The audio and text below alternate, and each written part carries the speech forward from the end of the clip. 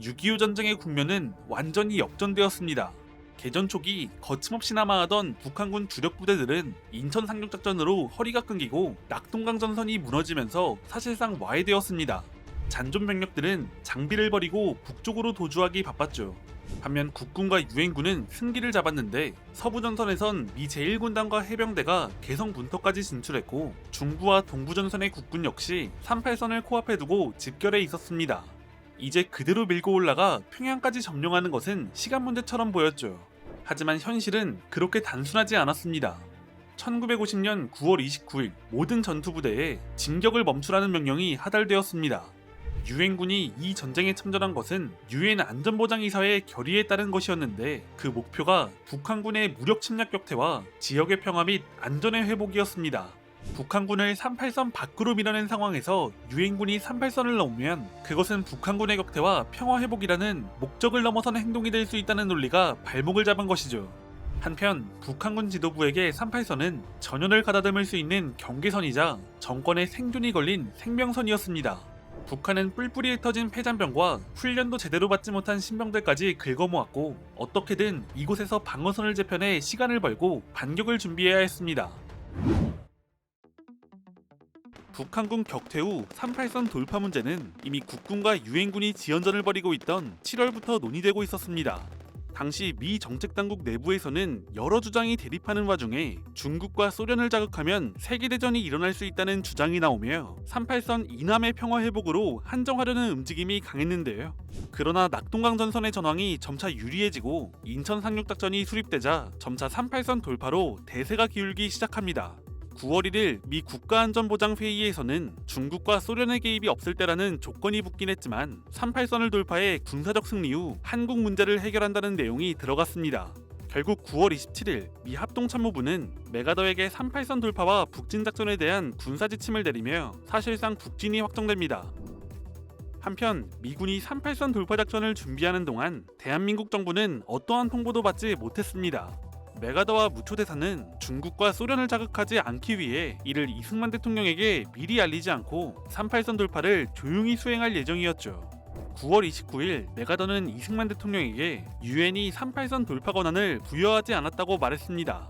이에 이승만 대통령은 메가더에게 유엔이 멈춰도 국군은 북진할 것이라고 말했는데 그는 7월부터 38선은 이미 없어졌다며 북진 의사를 매우 강하게 내비치고 있었습니다. 이런 상황에서 미 제8군 사령관 워커 장군이 38선에서 군을 멈추자 이승만은 대구에 있는 육군 본부로 향하는데요. 그는 정일권 총참모장에게 명령서를 꺼내주며 북진하라고 명령합니다. 메가더는 북한군을 완전히 경멸하기 위한 작전을 수립했습니다. 미 제8군은 서부 지역에서 개성, 사리원, 평양 축선으로 주공을 담당하고 미 제10군단은 일주일 안에 동해안 원산에 상륙시켜 평양 원산선에서 적의 퇴로를 차단, 포위하고 이후 유엔군은 정주, 군우리, 영원, 함흥, 흥남, 일명 메가더라인까지 진격, 그 이북 지역에 대한 작전은 한국군이 전담하는 것으로 구상했습니다. 이후 8군 사령관 워커 장군은 이러한 지침에 따라 주요 부대를 배치했습니다. 38선 돌파를 위한 준비를 진행하며 10월 1일 메가더는 북한군에 항복을 권고했습니다. 이어서 10월 7일엔 미국이 유엔에서 8개국 공동결의안을 상정했는데 요약하자면 유엔은 전 한반도에 걸쳐 안전한 조건을 확보한다. 한국의 통일된 민주정부를 수립하기 위해 유엔 관리하에 총선거 실시를 포함한 조치를 취한다. 라는 내용으로 이 결의는 곧 가결되었습니다. 메가더는 10월 9일 이 결의안을 북한군에 알리며 동시에 무기를 버리고 적대 행위를 중지하라고 북한에 최후 통첩을 보냈습니다. 낙동강 반격작전 당시 국군 제1군단은 동부전선에서 압도적인 진격 속도를 보여줬습니다. 9월 30일엔 38선이 코앞인 양양군 인구리에 도달해 있었죠. 북한군 5사단과 12사단은 퇴로가 끊길 것을 우려해 제대로 된 방어선을 구축하지도 못했고 그저 도망치기에 바빴습니다. 이런 상황에서 그들을 막은 것은 38선에서 일단 진격을 멈추라는 유엔군의 명령이었는데요. 그런데 곧 북진 명령을 받은 정일권 총참모장이 제1군단 사령부를 방문합니다. 이승만 대통령에게 북진 명령을 받은 정일권 총참모장은 지휘권 혼란을 피하기 위해 먼저 미 8군 사령관 워커 장군을 만나 이 문제를 협의해야겠다고 생각했습니다. 당시 국군의 작전지휘권은 대통령이 서명한 문서에 의해 유엔군 총사령관에게 이양된 상태였기 때문에 이것은 이중 명령이었는데요. 이에 대해 이승만 대통령에게 설명했지만 그는 그럼에도 불구하고 북진을 명령했기 때문입니다. 워커 장군을 만난 정일권 총참모장은 국군 3사단이 38선 바로 북방에 있는 적의 치열한 사격으로 손실을 입고 있으니 이 고지를 점령해야겠다고 말하면서 38선이 뚜렷한 선이나 장벽이 있는 것도 아니니 공격하겠다고 말했습니다. 워커 장군은 이에 대해 동의했습니다. 제1군단 사령부를 방문한 정일권 총장은 군단의 북진 명령을 하달했고 이것은 3사단에 하달되었습니다. 아직 유엔 결의안이 올라가지도 않았던 10월 1일 국군 3사단은 인구리 북쪽에서 38선을 넘어 양양을 목표로 진격했습니다. 이 최초의 38선 돌파를 기념하기 위해 정부는 1956년부터 10월 1일을 국군의 날로 제정해 오늘날까지 기리고 있습니다. 3사단 주력 부대는 10월 2일 14시 38선 북쪽 20km 지점인 양양에 돌입했습니다. 같은 시간 서림리 북쪽에서 38선을 돌파한 수도사단도 양양에 진입했습니다. 이 무렵 동해안에서 폐주 중인 북한군의 수는 약 2,400명으로 추산되는데요. 이들은 국군의 진격을 조금이라도 더 지연시키기 위해 박격포, 대전차포를 끊임없이 쐈고 도로의 지뢰매설, 주요 길목에 저지진지를 구축하는 등 필사적인 저항에 들어갔습니다.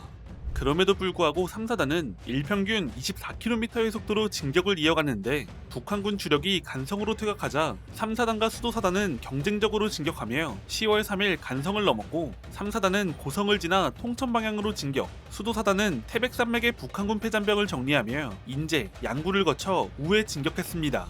북한군은 국군의 빠른 추격에 저항했지만 결국 원산까지 후퇴합니다. 이제 동부전선은 원산을 목전에 두게 됩니다. 한반도 중심부를 가로지르는 험준한 산악지대에서도 국군 제2군단에 의한 대대적인 북진작전이 전개되었습니다. 이곳은 기계화 부대의 기동이 제약되고 고지마다 방어자에게 유리한 지형을 제공하여 적의 완강한 저항이 예상되던 난코스였는데요. 그 선봉은 6사단이 섰습니다. 개전 초기 춘천에서 북한군의 발목을 잡았던 6사단은 10월 3일 춘천을 탈환한 것에 이어 10월 4일 38선에 도달했는데 바로 그 다음 날인 10월 5일 춘천 북방의 모진교에서 38선을 돌파하며 군단의 진격을 알렸습니다.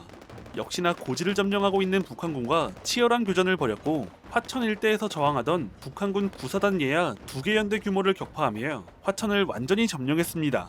이후 기마와 평강 방면으로 공격을 이어갔습니다. 뒤이어 8사단은 마찬가지로 10월 5일 동두천 초성리 북쪽에서 38선을 돌파하며 움직이기 시작했습니다.